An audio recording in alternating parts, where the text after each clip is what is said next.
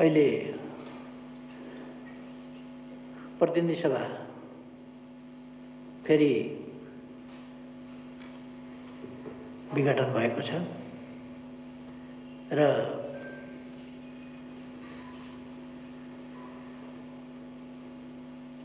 कार्तिक 26 गते र मङ्सिर 3 गतेका लागि 2 चरणमा गरेर प्रतिनिधि सभाको निर्वाचनको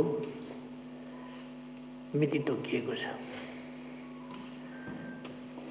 यस सन्दर्भमा काफी प्रश्नहरू उठेका छन्। यो असंवैधानिक भयो भनेर विरोध गर्नेहरूले विरोध गरिरहेका छन्। यसै प्रसङ्गमा अन्य कतिपय कुराहरूलाई राजनीतिका विषय बनाएर चर्चा परिचर्चा गर्ने वा विरोध गर्ने, आलोचना गर्ने काम पनि भइरहेको छ। सरकारले जारी गरेका अध्यादेशहरूको सन्दर्भमा, नागरिकता सम्बन्धी अध्यादेशको सम्बन्धमा यस्ता प्रश्नहरूमा पनि चर्चा हुने गरेको छ। यसमा म थोरै संक्षिप्त चर्चा गरेपछि साथीहरूका जिज्ञासालाई स्पष्ट पार्ने कोसिस गर्नेछु। पहिलो कुरा कोभिड-19 को बारेमा। यो एउटा महामारी हो, यो सामान्य अवस्था होइन। त्यसकारण मैले भन्ने गरेको छु र यथार्थ हो। सामान्य अवस्थाका हाम्रा अस्पतालका बेड, संरचना, आइसियु, सिसियु अथवा हाइली डिपेन्डेन्सी युनिट्स, यस्ता कुराहरू, अक्सिजन सिलिन्डर्स अथवा भेन्टिलेटर्स, यस्ता कुराहरू, हाम्रा अक्सिजन उत्पादन गर्ने प्लान्ट्स, अक्सिजन सप्लाई गर्ने व्यवस्था, यी कुराहरू पनि सामान्य अवस्थाका कुराहरू यस असामान्य महामारीको स्थितिमा स्वाभाविक रूपमा कम हुन्छन् र त्यसले एउटा गम्भीर समस्याको रूप लिन्छ। त्यसले भइरहेका संरचना, साधनहरू, जनशक्ति, औषधि, सामर्थ्य सबै चिजलाई चुनौती दिन्छ। त्यसलाई हामीले द्रुत गतिले स्रोतहरूको व्यवस्था गर्ने, सरसामग्री जुटाउने, आपूर्ति व्यवस्थालाई चुस्त दुरुस्त पार्ने र नियन्त्रण गर्ने कोसिस गर्नुपर्छ। यो दोस्रो लहर राजनीतिक हिसाबले अदालतलाई दबाब दिने प्रयोजनका लागि पनि र जनदबाव सिर्जना गरेर न्याय निरूपणलाई प्रभावित गर्ने उद्देश्यले अथवा एक ढङ्गले भन्ने हो भने थ्रेट खडा गर्ने हिसाबले त्यसरी पनि यी विषयहरू उठाइए, जसले गर्दाखेरि सामाजिक दूरी कायम राख्नुपर्ने जस्ता कुराहरूमा कमी आयो। त्यस्तै अन्य कतिपय कुराहरूमा जनताको अलिकति मनोविज्ञान के पनि भयो भने अब यो नियन्त्रण भइसक्यो, केही हुँदैन भन्ने मनोविज्ञान पनि भयो। अर्कोतिर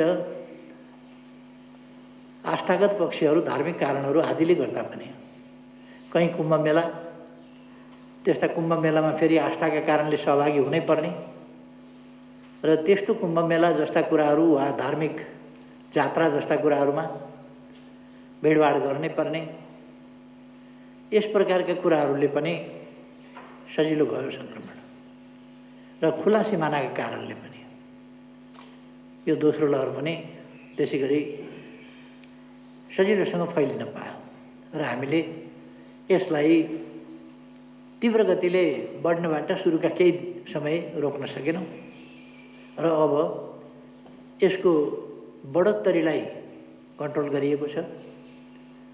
बढोत्तरीको स्थिति छैन, अब संक्रामक व्यक्तिहरूको संक्रमित व्यक्तिहरूको सङ्ख्या बढ्दो छैन, अब नियन्त्रणमा छ, बरु घट्दो छ।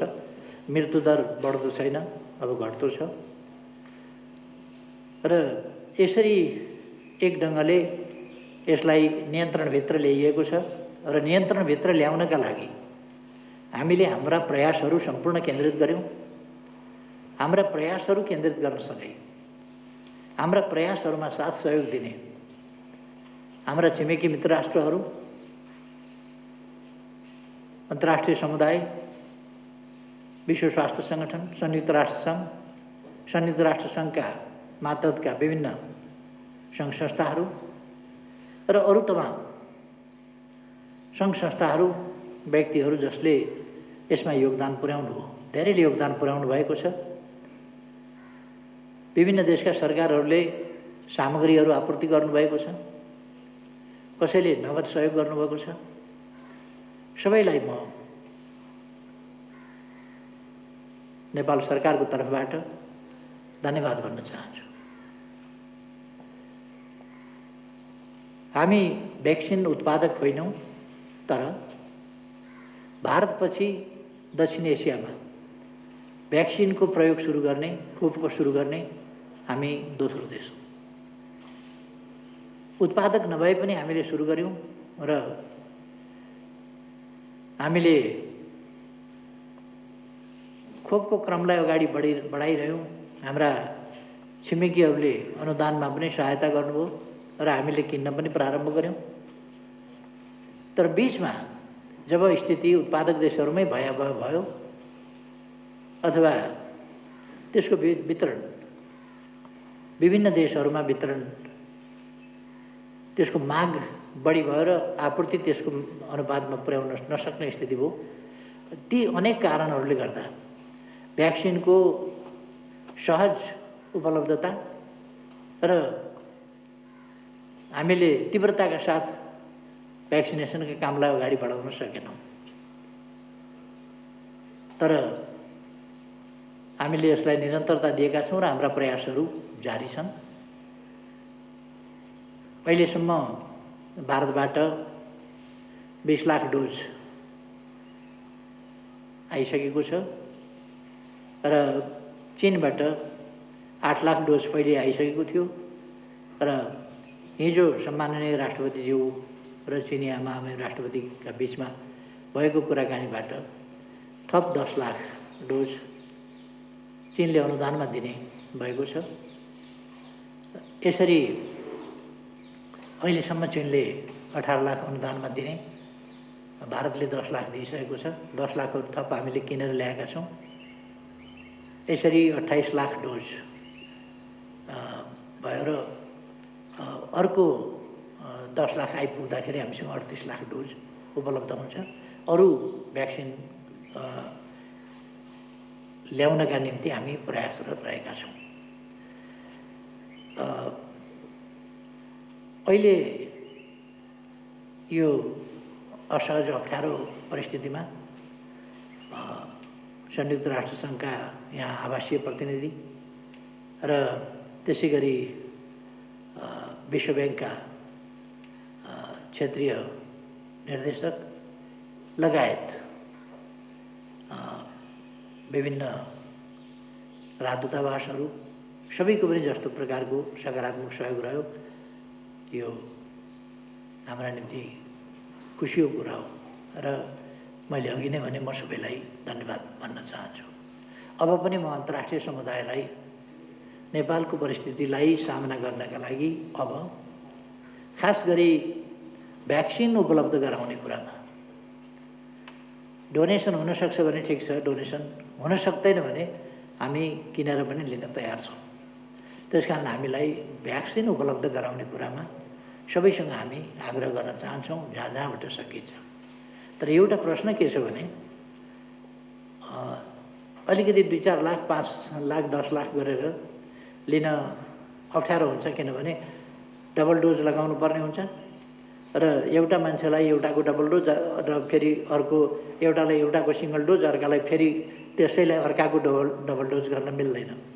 उही औषधिको डबल डोज गर्नुपर्ने हुन्छ। त्यसले गर्दाखेरि यसले अलिक गज्याङ मज्याङ हुने सम्भावना, त्यसलाई ध्यानमा राखेर हामी यो भ्याक्सिन अलिक ठुलो पैमानामा आओस् भन्ने चाहन्छौँ। लगभग झन्डै 2 करोड जस्तो व्यक्तिहरूलाई थप भ्याक्सिन दिनु छ, अर्थात् झन्डै 3.25 करोड भ्याक्सिन हामीलाई चाहिन्छ हाम्रो पपुलेसनलाई।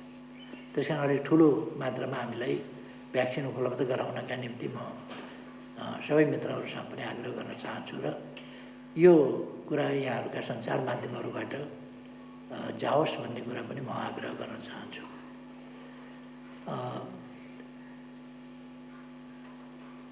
नेपालमा अहिले हामीले विभिन्न माध्यमहरूबाट विभिन्न विधिहरूको प्रयोग गरेर पनि सोसल डिस्टेन्सिङलाई मेन्टेन गर्ने कुरा र अरू प्रोटोकलहरूलाई मेन्टेन गर्ने कुरा, यसका निम्ति निषेधाज्ञा जारी गर्ने जस्ता कुराहरूलाई प्रभावकारिताका साथ कार्यान्वयन गर्ने काम हामी गरिरहेका छौँ।